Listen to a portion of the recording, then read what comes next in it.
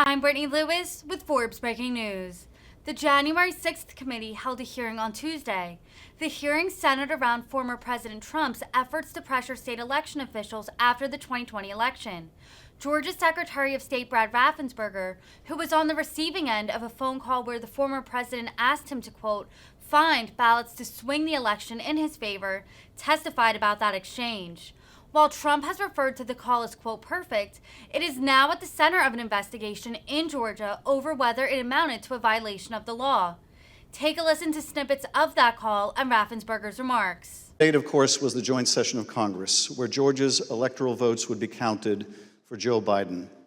A little over a week after this call to Francis Watson, the president was finally able to speak with you, Secretary Raffensperger. Bear in mind, as we discuss this call today, that by this point in time, early January, the election in Georgia had already been certified. But perhaps more important, the President of the United States had already been told repeatedly by his own top Justice Department officials that the claims he was about to make to you about massive fraud in Georgia were completely false. Mr. Secretary, the call between you and the President lasted 67 minutes, over an hour. We obviously can't listen to the entire recording here today, although it is available on the Select Committee's website. But we'll listen to selected excerpts of it now so that we can get your insights. Let's begin with the President raising the thoroughly debunked allegations of suitcases of ballots. In an official voter box, they were in what looked to be suitcases or trunks, suitcases, but they weren't in voter boxes. The minimum number it could be, because we watched it and they watched it certified in slow motion, instant replay, if you can believe it, but it had slow motion and it was magnified many times over. And the minimum it was 18,000 ballots, all for Biden. These are the allegations that the Department of Justice, the Attorney General, the Georgia Bureau of Investigation, and your office had all said were false. Is that right? Correct. And even more importantly, when B.J. Pack resigned as U.S. Attorney of the Northern District, President Trump appointed as acting U.S. Attorney of the Northern District Bobby Christine. And Bobby Christine looked at that, and he was quoted in the AJC that he found nothing. And he dismissed that case early also. Thank you, Mr. Secretary. The President references suitcases or trunks. Mr. Sterling, were the objects seen in these videos suitcases or trunks, or were they just the ordinary containers that are used by election workers? They're standard ballot carriers that allow for seals to be put on them so they're tamper-proof. And finally, the President claims that there was a minimum of 18,000 ballots somehow smuggled in, all for Biden. I take it, gentlemen, that was also categorically false? There's no physical way he can know who those ballots were for, but secondarily, Fulton County for years has been an issue in our state when it comes to elections. So they had a very difficult time during the primary, in large part because of COVID. So we had put them under a consent decree the Secretary got negotiated, where we had a monitor on site. And his name is Carter Jones, and he took a notation. He had gone from State Farm to the English Street warehouse to look at election day activities, but before he left the State Farm Arena, he noted how many ballots had been counted on each one of the machines. And when he came back after we found out they were working again, he took note again when they closed. And I believe the final number was something around 8,900 total ballots were scanned from the time he left to the time about 12:30 or 1 o'clock in the morning. So way below 18,000. Let's play the next clip. I heard it was close. I said, there's no way. But they dropped a lot of votes in there late at night. You know that, Brad. Mr. Secretary, did somebody drop a lot of votes there late at night? No. I believe that the President was referring to some of the counties when they would upload, but the ballots had all been accepted and had to be accepted by state law by 7 p.m. So there were no additional ballots accepted after 7 p.m. Let's play the next clip in which the President makes claims about so-called dead voters. The other thing, dead people. So dead people voted, and I think the number is in the close to 5,000 people. And they went to obituaries, they went to all sorts of methods to come up with an accurate number, and a minimum is close to about 5,000 voters. Mr. Mr. Secretary, did your office investigate whether those allegations were accurate? Did 5,000 dead people in Georgia vote? No, it's not accurate. And actually, in their lawsuits, they alleged 10,315 dead people. We found 2 dead people when I wrote my letter to Congress that stated January 6th, and subsequent to that, we found 2 more. That's 1, 2, 3, 4 people, not 4,000, but just a total of 4, not 10,000, not 5,000. Let's play the next clip. And there's nothing wrong with saying that, that you've recalculated, because the 2,236 and absentee ballots, I mean, they're all exact numbers that were done by accounting firms, law firms, etc. And even if you cut them in half, and cut them in half again, it's more votes than we need. Mr. Secretary, is there any way that you could have lawfully changed the result in the state of Georgia and somehow explained it away as a recalculation? No, the numbers are the numbers. The numbers don't lie. We had many allegations, and we investigated every single one of them. In fact, I challenged my team, did we miss anything? They said that there was over 66,000 underage voters. We found that there's actually 0. You can register to vote in Georgia. When you're 17 and a half, you have to be 18 by Election Day. We checked that out, every single voter. They said that there was 2,423 non-registered voters. There was 0. They said that there was 2,056 felons. We identified less than 74 or less that were actually still in felony sentence. Every single allegation we checked. We ran down the rabbit trail to make sure that our numbers were accurate. So there's no way you could have recalculated it except by fudging the numbers? The numbers were the numbers, and we could not recalculate because we had made sure that we had checked every single allegation. And we had many investigations. We had nearly 300 from the 2020 election. Mr. Secretary, you tried to push back when the president made these unsupported claims, whether they were about suitcases of ballots or that Biden votes were counted 3 times. Let's play the next clip. President, they did not put that. We did an audit of that, and we proved conclusively that they were not scanned 3 times. Yeah, Mr. President, we'll send you the link from WSB that does. I don't care about a link. I don't need it. I have a much better link. You told the president you would send him a link from WSB, which I understand is a local television station that had a unedited video from the State Farm Arena. But the president wasn't interested in that. He said he had a much better link. Mr. Secretary, at the time that you were on the call with the president, as we have shown, both the FBI and the Georgia Bureau of Investigation had proven these claims to be nonsense.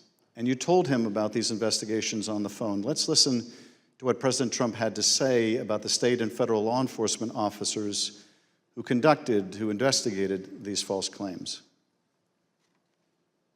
There's no way they could find. Then they're incompetent. They're either dishonest or incompetent, okay? There's only 2 answers, dishonesty or incompetence. There's just no way. Look, there's no way. But the president didn't stop at insinuating that law enforcement officers were either dishonest or incompetent. He went on to suggest that you could be subject to criminal liability for your role in the matter. Before I play that portion of the conversation, I'd like to show you something that the president retweeted a couple weeks before your call with him. Here's the president retweeting a post from one of his allies, a lawyer who was later sanctioned by a judge in Michigan for making false claims of election fraud. Let's take a look at that tweet. The tweet read, quote, "President Trump, @real Donald Trump, is a genuinely good man. He does not really like to fire people. I bet he dislikes putting people in jail, especially, quote unquote, Republicans. He gave @Brian Kemp, Georgia, and @Georgia Secretary of State every chance to get it right. They refused. They will soon be going to jail." So on your call, this was not the first time the president was suggesting you might be criminally liable. With that, let's listen to this portion of the call. I think you're going to find that they are shredding ballots because they have to get rid of the ballots because the ballots are unsigned. The ballots are corrupt. And they're brand new and they don't have seals. And there's a whole thing with the ballots, but the ballots are corrupt. And you're going to find that they are, which is totally illegal. It's more illegal for you than it is for them because you know what they did and you're not reporting it. That's a criminal That's a criminal offense.